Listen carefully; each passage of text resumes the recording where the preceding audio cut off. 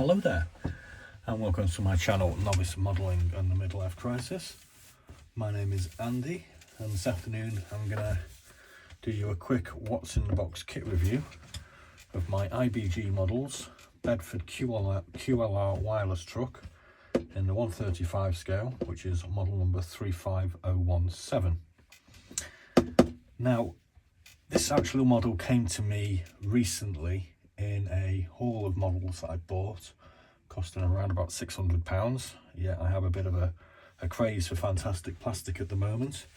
There's an unboxing video of that haul if you care to have a look at my buying preferences, which are generally 172 aircraft, although I do intend to actually move on to 135 military at some point in the future, as I'm just basically learning at the moment, and I've decided that 172 aircraft is a pretty good place to start, especially to learn painting. Now, I'm going to read you a quick review of what the QLR truck was. I normally do this off the instruction manual, but there isn't actually any details provided by IBG. So I'm just going to read you a quick brief off Wikipedia. So here we go. The Bedford QL was a series of trucks manufactured by Bedford for use by the British Armed Forces in the Second World War. At the outbreak of World War II, Bedford was contracted by the British War Office to produce a 3-ton 4x4 general service truck. A pilot model was ready in February 1940, and quantity production started in March 1941. The Bedford QL was in production from 1941 to 1945 and was Bedford's first vehicle series built for the military.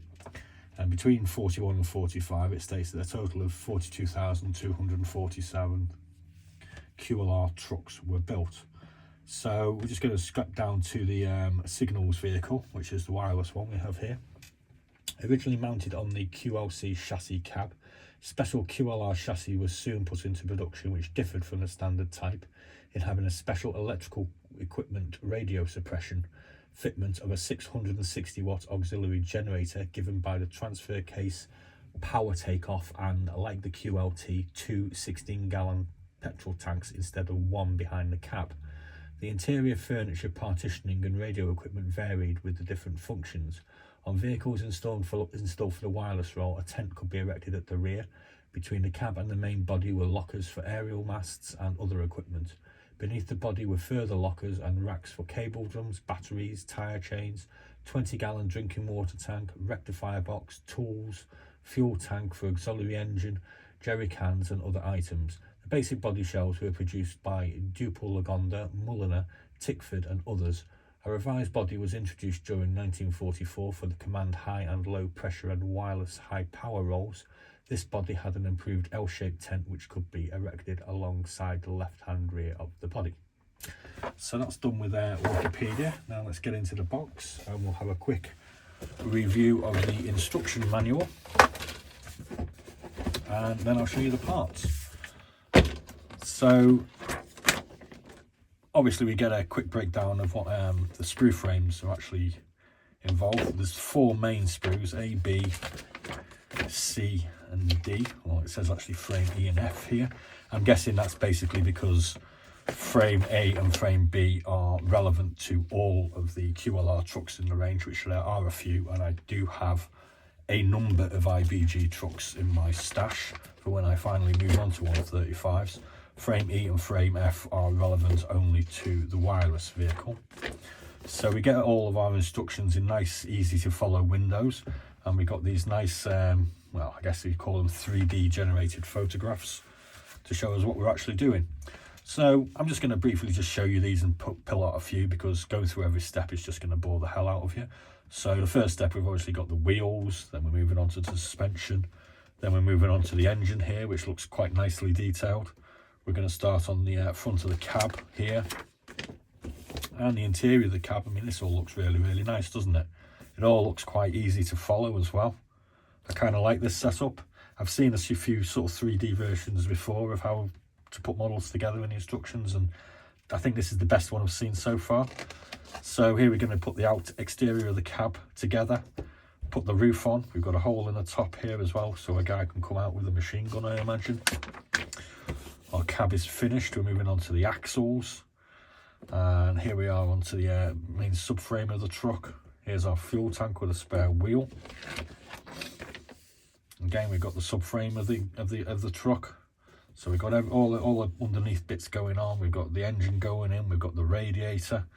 And then we've got some of these storage containers that it mentioned. It says 4 of those. And here we are moving on to the actual cabin of the truck itself. So we've got the floor pan. We've got the erection of the cabin itself. And as you can see, you've got a load of radiators and desks and what have you going on in here as well. We're going to put all of this together. A bit like a caravan, doesn't it, basically? So there we go. There's the cab there's the rear compartment all together. Doors, ladders. These are some storage containers by the look of it. And finally we start to get something that looks a bit like a rather tasty looking truck. Step 36. There's a lot of steps to go through in this one, obviously. And here we go. There's the finished article. We've got some painting diagrams here. Yeah, it all looks rather nice. I'm quite looking forward to do this one. It will be a while because I'm not quite ready for this yet, I don't think, but maybe in a few months we'll see where we're at. So here's the bit you've been looking forward to, I'm sure. We're going to open the box up. We're going to get rid of the cover art, unfortunately, because we don't have enough space. First off, we have our decal sheet, which there's not an awful lot of decals going on here, obviously, because it's just a truck. We got some US stars, which obviously were applied onto British units as well for ease of identification in the European theatre.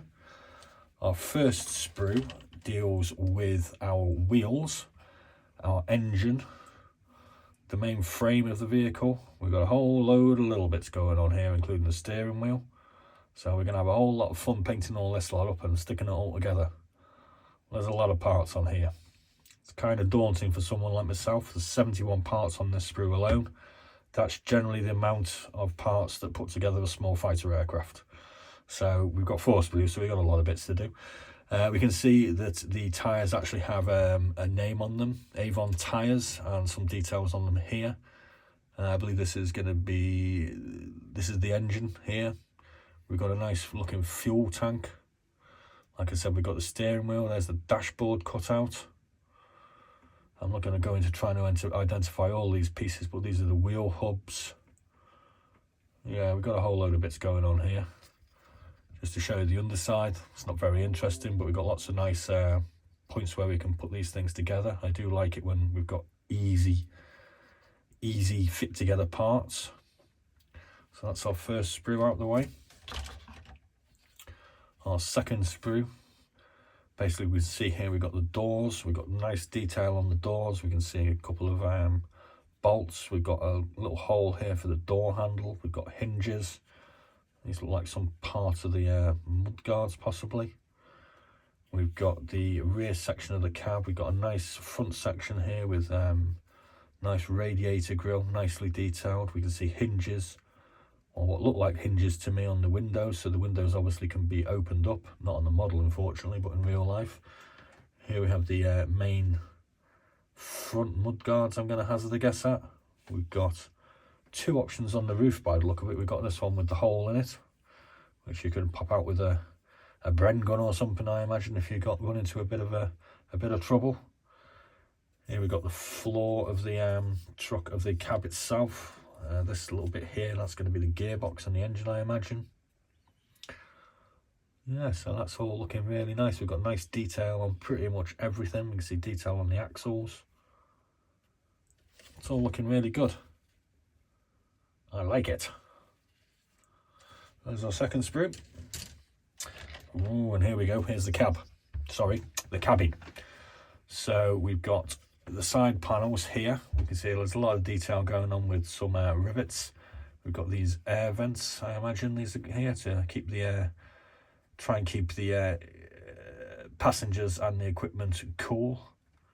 We've got a little sliding hatch here by the look of it, so you could probably use that to, I don't know, putting cables in and out. These are the tops of the desks. We have the sides of the desks here. We have a whole bunch of interesting looking radio equipment and what looks like a field telephone service. We've got the rear ladder. I'm guessing that's a desk or a storage compartment maybe. Don't see any chairs. These guys obviously have to stand. Not quite as luxurious as my AFV Dorchester Rommel's command vehicle that I've got, but it's all very serviceable and sensible. On the inside we can see we've got detail on the inside of the doors, all of the doors. I imagine we're going to be putting some covering on here at some point perhaps, or maybe it's just basic. It's just a basic army truck, I suppose. They don't need plush interiors.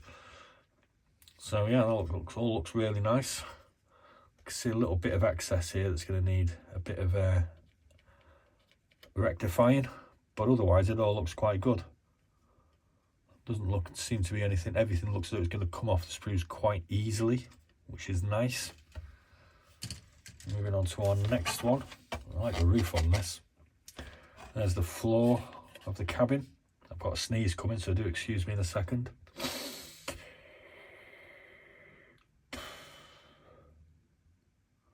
Oh well, if I sneeze, I sneeze. I do apologise. We can see we've got some drawers here for one of our desks. These are these storage containers. We've got more drawers. I'm not too sure what they are. We've got some spools of wire here, and these are the containers for the wire.